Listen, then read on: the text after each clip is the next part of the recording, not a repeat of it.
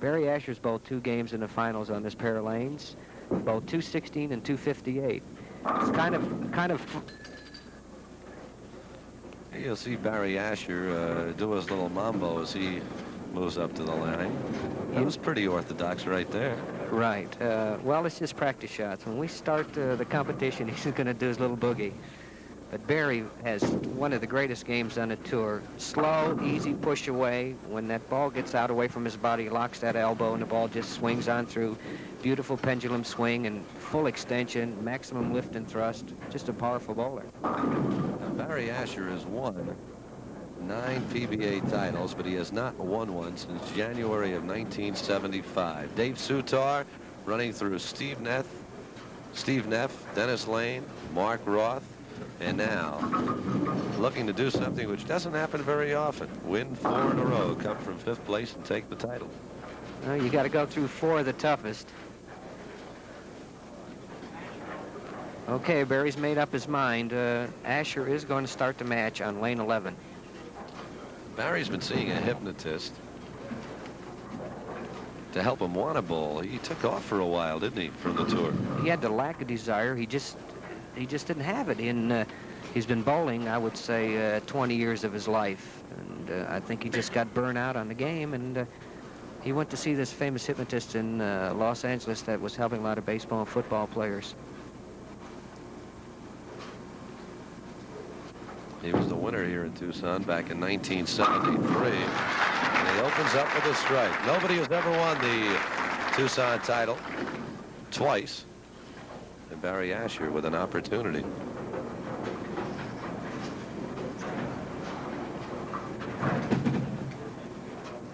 So here's Dave Soutar, a 245 game against Mark Roth. 7 consecutive strikes.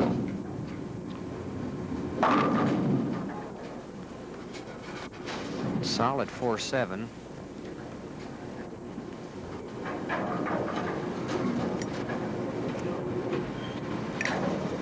You know, it's funny with the lights and everything. Dave Soutar said that lane 11 turned into the toughest one. And I think a little psychology on Barry Asher's part. He's going to make Dave Soutar finish in the 10th frame on lane 11. So should Dave need 2 strikes or a mark to beat Asher, he's going to be on his toughest lane. That's one of the advantages of finishing higher than your opponent. And it's also the pressure also that you put on your opponent. Right. And they're making him come from behind. But David Soutar has been doing that tonight. Did it against Steve Neff. Did it against Dennis Lane. I tell you, it's nice to sit on the bench and win the title. You don't have to throw that ball to win it.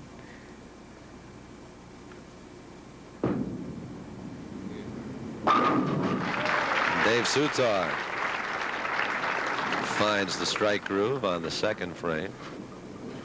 Now watch Barry Asher, and particularly his feet, because there are times before Barry will throw the ball, he'll move up there. He may stand for like 10-15 seconds and just shuffle those feet.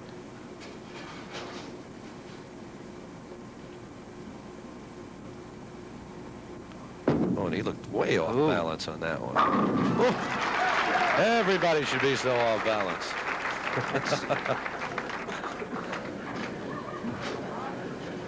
Did he ever look off balance? I think Fred Astaire is going to patent that shot there. He gets up there and he gets so much lift on through the ball. He throws it too far to the right, but he was in time when he got to the foul line. He had the ability to go ahead and hook it back into the pocket solid. 3rd frame for Asher. Started quickly on that shot. And he's got a turkey to start things off. Great start for Barry Asher. Here's Barry shot in the 3rd frame. Deliberate again. Gets that ball way out in the lane. He must have projected that thing 5 feet out there. Little action. And Dave Soutar is in trouble. This came right straight on that head pin. And a 4-7-10, which is makeable. This is a very difficult spare because of the angle that Dave has got to shoot at the 4-7. The idea here is to hit the 4-pin, slide across the lane to get to 10. But being right-handed, he's got a pretty sharp angle to hit that 4.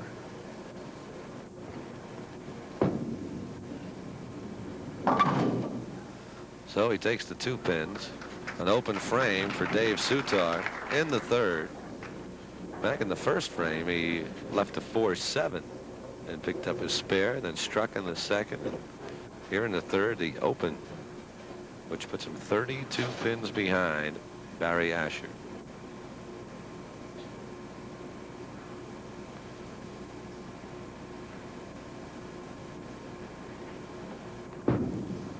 Fourth frame for Soutar. And David again might have gotten a little lucky on that one because it came pretty close to just riding right through that head pin again. You can really see the difference. Dave Soutar, last 2 or 3 balls, has set his ball short. He has not projected it out onto the lane, and the ball is hooked early and hit the head pin solid on the nose. All 3 of Barry Asher's shots have been extended 4 or 5 feet out over the foul line, keeping it from hooking early. There's Judy Soutar watching. And husband David comes up with the spare. You just could see the look on Judy's face saying, Dave, throw it out, get it out on the lane. Barry Asher has been doing just that in taking this 32-pin lead. 3 consecutive strikes, 4th frame.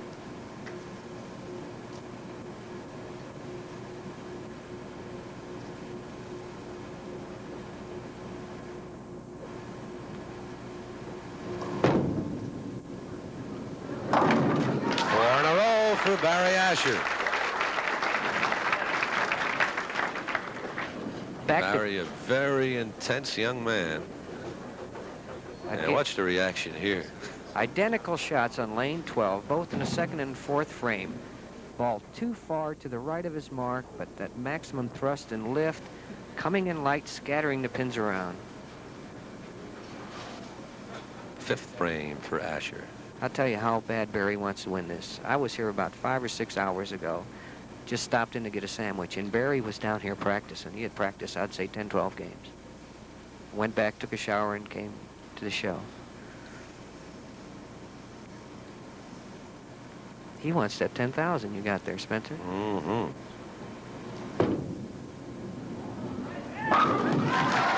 He wants it.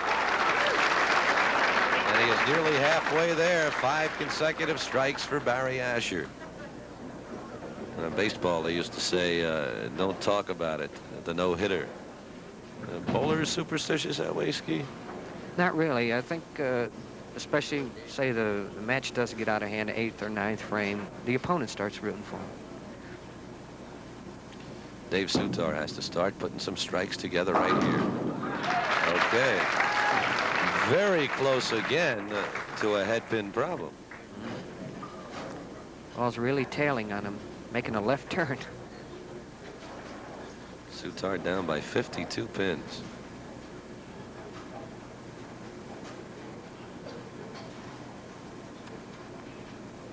Dave needs a strike here to have any type of chance to catch Barry Asher. He's got to start stringing them together. Got a strike on the 2nd, one here in the 5th, and now 6th frame. 10 pin will not go. Again, it didn't look like Dave got the ball out on the lane and got enough lift on through the ball to carry the 10.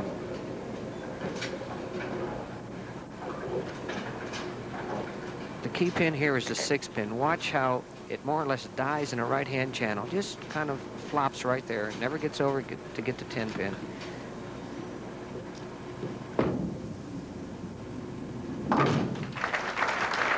Well, Dave Soutar falling further behind.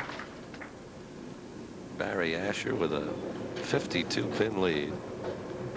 He has thrown 5 consecutive strikes. You see it up on the board. Well, the 2 shots on lane 12 have been wide. See if he makes some type of adjustment to get solid in the pocket. 6th frame.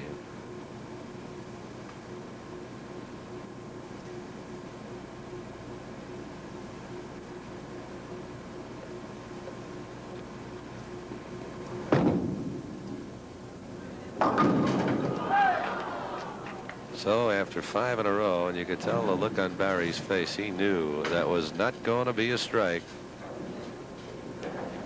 That shot went right on through the heart. Actually, he was lucky to break down the split, carrying the pins on the right side of the lane. He knew as soon as he left his hand that he didn't have a chance to strike. 4-7 here.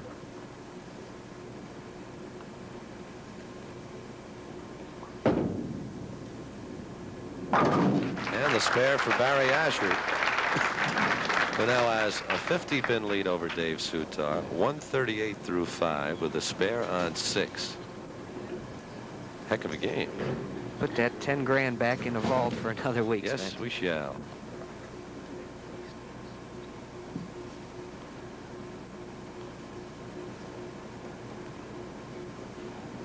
Now Barry Asher just has to play cleanly.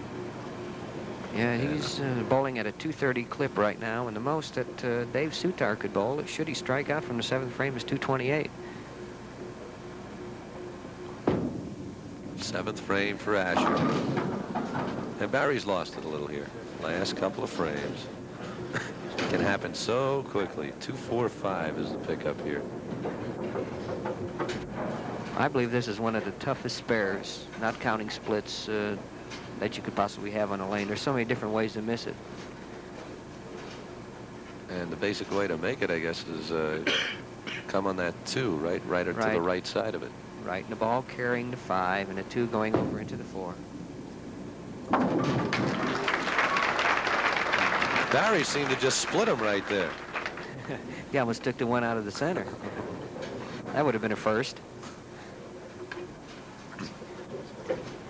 On this shot here, when he hits the 2-pin, possibilities of chopping. The ball took the 4 and 5 out. Right. That's incredible. And Dave Soutar comes right back with a strike. You can start stringing them together. And if Barry Asher has lost the strike ability, of course, Asher will have to make a mistake at some point. And Dave Soutar can't afford any. He is down by 47 pins.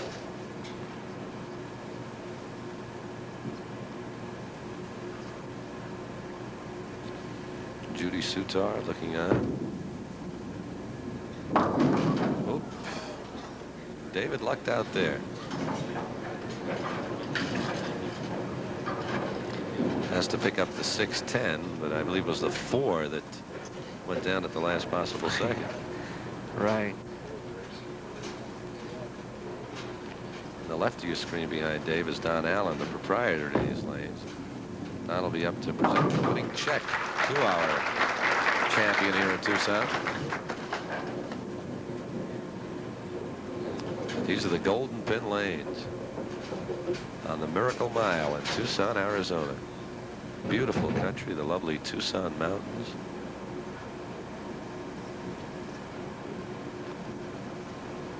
The way it looks now, Barry will only have to mark 1 out of the last 3 frames to be our winner.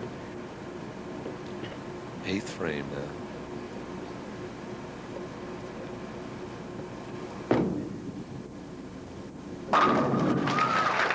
And a strike for Barry Asher. Remember, Barry has not won since January of 1975. That was definitely the best kind of mark you can get. Oh, yeah. Powerhouse strike.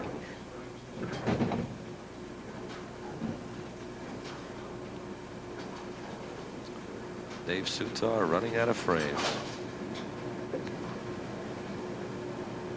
See the intensity.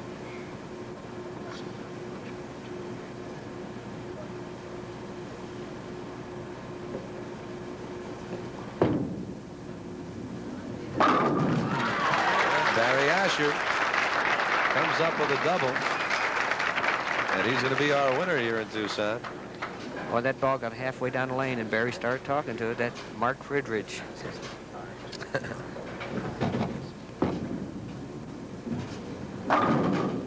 And a split for Dave Soutar.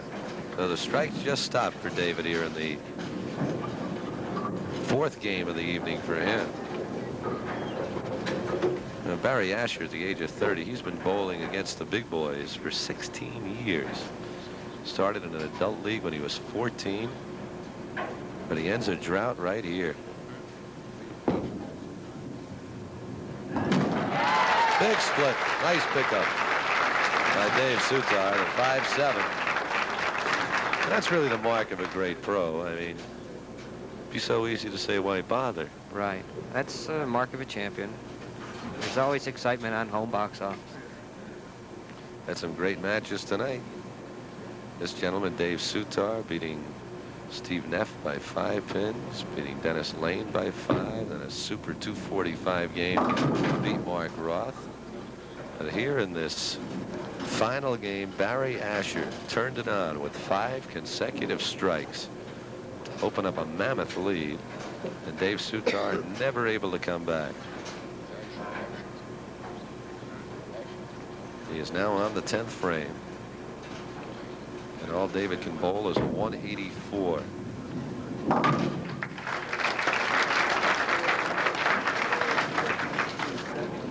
If he strikes this right here. Right.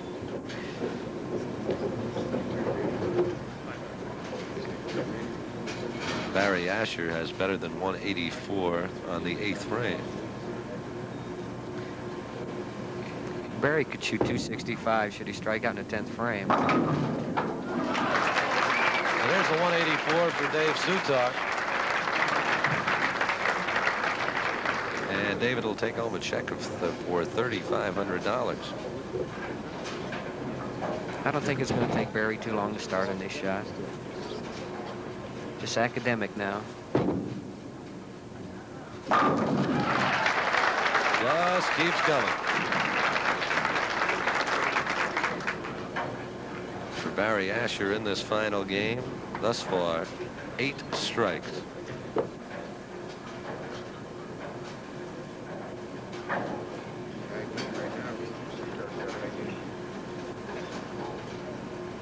He had a spare on the 6th, again on the 7th.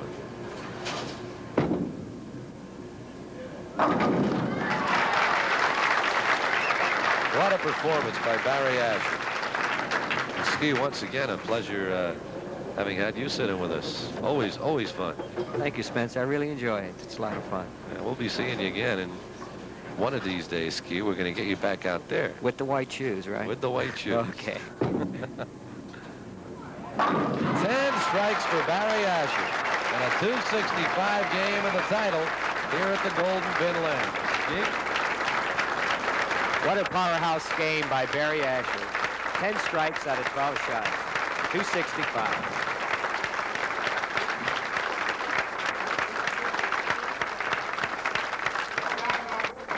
I tell you, we got a champion. 265. What a show by Barry Asher.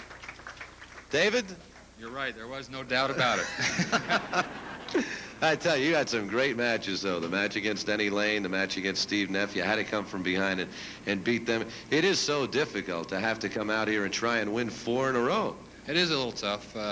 I can't blame anybody but myself. I bowled bad the last game. I threw the ball very bad. But last time I made the show here in Tucson, Barry won, and I finished 3rd. This time he led it, I finished 2nd. So, Barry, do it again, because I'm going to get you next year. Okay. And for you, Dave Soutar, a check for $3,500 and thanks. Thank you. I'd like to also congratulate Barry on his fine bowling. He outbowled everybody this week, and he deserved to win. I'd also like to thank all the spectators for coming out and supporting the tournament. Thank you. Dave Soutar, runner-up here in Tucson, and now the first 2-time winner ever in Tucson, Barry Asher. Barry, kind of ends a drought for you, doesn't it? How do you feel? I think I'm going to cry. I've wanted this title, I guess more than any except the first, and it just means a lot to me that I could get up there and take 15 steps and do whatever I had to do to get started. It's you know, I'm really thrilled that, you know, I could outbowl this great field. Barry, you came out here early today. I mean, early enough. Ski was telling me he dropped in for a sandwich early in the afternoon. You were out here bowling, practicing, bowling some 10 or 12 games, and you went back, you showered. This was a very important victory for you. You had gone off the tour for a while. You're coming back, and it had to be a big thing for you. Well, today I just wanted to bowl because I was just, so damn nervous that I had to do something.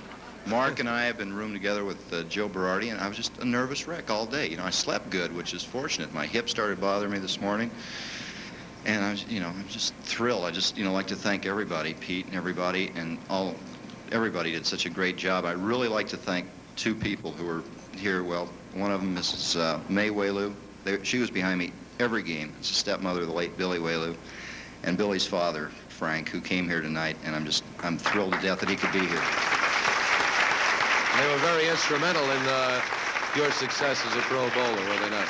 Billy and a lady named Esther Woods, whom I met Billy through Esther. She taught me how to bowl. Billy, well, I don't know how you could put some finishing touches on an 11 or 12-year-old, but they tried, and today's my greatest win ever. Okay, Barry, right now let's bring Pete Tontis up here, the general manager of the Golden Pin Lanes, and he is going to present to you the trophy, a trophy that he almost took home. He would have ruined the night had he won this tournament, wouldn't he? Pete? Barry, congratulations. Outstanding bowling. All week you bowled. I don't think you bowled any game under 225. Beautiful bowling. On behalf of Golden Pin Lanes and Tucson fans, congratulations. It's a beautiful trophy for you. Pete, thank you very much. It means a great deal to me, believe me. Thank you, Pete Tontis. And now the coup de grace. Don Allen, the proprietor here at the Golden Pin Lanes, goes into his pocket. He doesn't have a trophy for you, unfortunately, but it's a check for $6,000. Don? Congratulations, you did a wonderful job. On behalf of Golden Pin Lanes and Pete Tontis, greatest guy in the world, and all my friends here in Tucson, I want to present to you a check for $6,000. Congratulations. Just, like I said, it means a great deal. It seems like whenever I go out and buy something, I always bowl good. Last Sunday I went out and bought another car. So tonight I paid for it. Just about, maybe.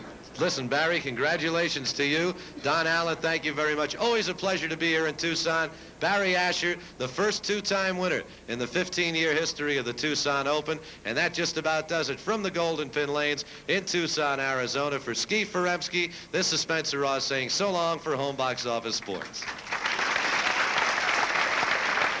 There you go.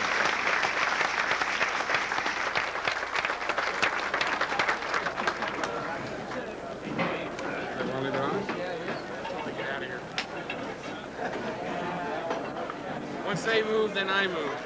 Huh? I said once they move, then I'll move.